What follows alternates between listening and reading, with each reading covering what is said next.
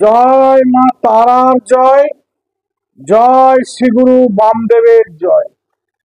দেখুন, আজ আমি আপনাদেরকে যে ভিডিওটা দিতে চলেছি এটা একটু মন দিয়ে শুনবেন এবং এই প্রক্রিয়াকরণটা সমস্ত কিছু মেনে আপনারা প্রক্রিয়াকরণটা করুন। দেখুন কি করতে হবে। ধরুন আপনি সংসারে বাস করছেন, কিন্তু আপনার যে সম্মান সেই সম্মান আপনি পাচ্ছেন না। বন্ধু বান্ধবের কাছ থেকে সম্মান পাচ্ছেন না, সমাজে মানুষের কাছ থেকে সম্মান পাচ্ছেন না। প্রতিপত্তি থাকা সত্ত্বেও মান সম্মান একটা আলাদা স্থান।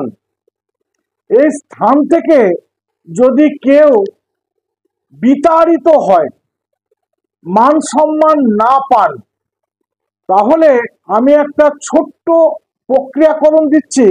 এই প্রক্রিয়াকরণটা করে দেখুন, খুব উপকার পাবেন। কি করবেন? দেখবেন যে বেল গাছটি এখনো পর্যন্ত ফল ধরেনি, সেই বেল গাছটিকে আমরা বলি আফলা বেল গাছ। এই আফলা বেল গাছে গিয়ে আগে মহাদেব শিবের পুজো করবেন। কি বলবেন? নমঃ শিবায়, নমঃ শিবায়, নমঃ শিবায় তিনবার বলে ওই বেলগাছটির তলা থেকে যে শিকড়টি উত্তরাভিমুখী গেছে, উত্তরাভিমুখী বলতে উত্তর দিকে গেছে, সেই শিকড়টি 1 ইঞ্চি পরিমাণ তুলে নিয়ে আসবেন।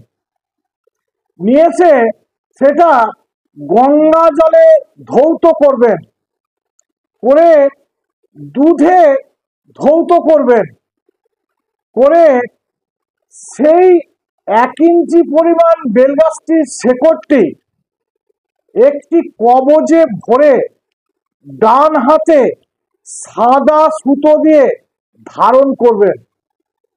এই বিল্বমূল ধারণে আপনারা কি কি উপকার পাবেন?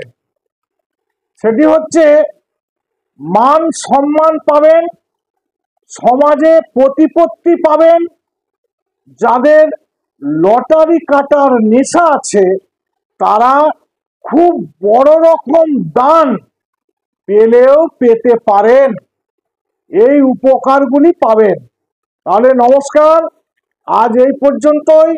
যদি আমার ভিডিওটি ভালো লেগে থাকে তাহলে লাইক করুন, শেয়ার করুন, কমেন্ট করুন। আর যারা আমার ভিডিওটা প্রথম দেখছেন তারা আমার চ্যানেলটিকে সাবস্ক্রাইব করুন।